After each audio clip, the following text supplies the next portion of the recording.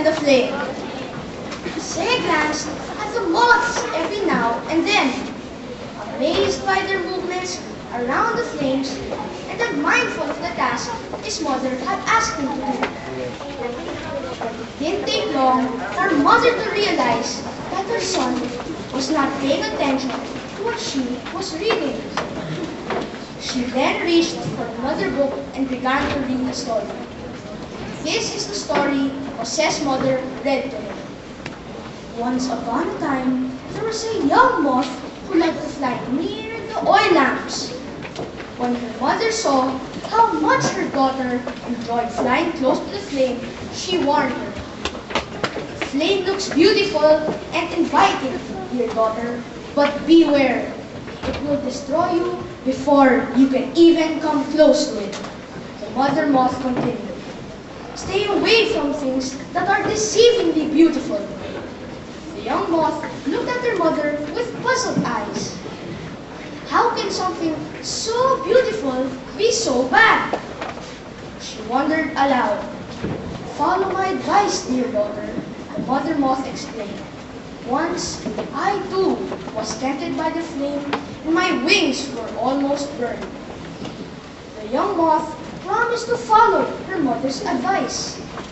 But one night, she saw a bright red flame. How beautiful it looked! The flame danced and swayed as though it was reaching out to the young moth, inviting her to join the dance. Carefully, slowly, the young moth flapped her wings and headed toward the flame. For a moment, she remembered her mother's warning. A pleasant, warm feeling covered her entire body. It felt so good. The young moth moved closer until she could hear the sounds coming from the flame.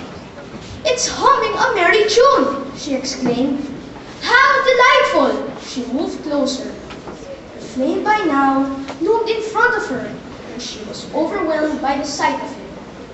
In her excitement, she completely forgot the promise she had made to her mother. And then it happened. The young moth saw the flame bend toward her.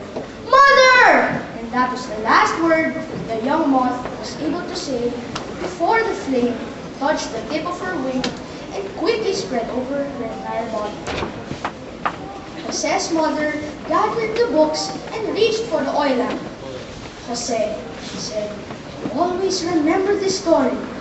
As you grow older, you will see many beautiful things around you. Don't be deceived by mere appearances. Be strong. Don't be disobedient or you too can get burned.